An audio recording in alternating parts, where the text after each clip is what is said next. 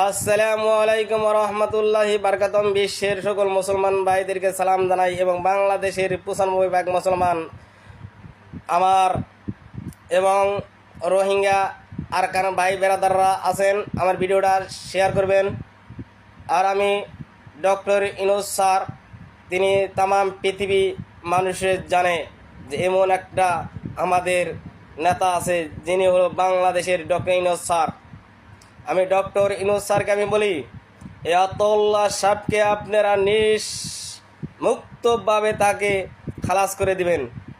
সে আমাদের বাংলাদেশে সে সন্ত্রাসী করতে আসে নাই, সে আসছিল ডক্টর ইউনূস স্যারের সাথে পরামর্শ নিতে কেমনভাবে আমার আরকান মুসলমান ভাই বেরাদার বোনরা এবং মুসলিম ভাই বেরাদার কেমনভাবে বাঁচবে, কেমনভাবে আরকানকে স্বাধীন করবে, এই পরামর্শের জন্য আমার ডক্টর ইউনূস স্যারের কাছে আসছিল আতাউল্লাহ সাহেব। আতাউল্লাহ সাহেব হলো আরকানের 50 লক্ষ রোহিঙ্গা ভাই বেরাদারদের একটা নয়নমণি স্পন্দন। তাহাকে নিষ্মুক্তভাবে আপনারা খালাস করে দিন।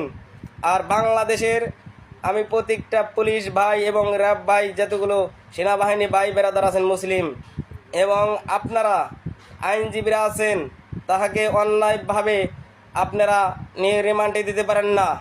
এটা আমাদের মুসলমানদের কলজার আঘাত লাগবে। আমরা চাই আরকানকে স্বাধীন চাই, আমরা আরকানকে স্বাধীন চাই এবং আমার মায়ানমারের মুসলিম ভাই ভাইদেরকে স্বাধীন চাই। তাহাকে আতাউল্লাহ সাহেবকে বাংলাদেশের আমার যতগুলো প্রশাসন ভাই বেরাদার আছেন তাকে সহযোগিতা করবেন। তাকে কেন জেলে আটকাবেন, তাকে কেন রিমান্ডে দেওয়া হবে? আপনারা কি মাতামত শেষ নাই? এ কোন ব্যক্তি? এ একজন হলো আতাউল্লাহ সাহেব, মুসলমানের স্পন্দন। কষ্ট লাগে। আজকে আমরা মুসলমান হইয়া আর মুসলমানকে আমরা চিনি না।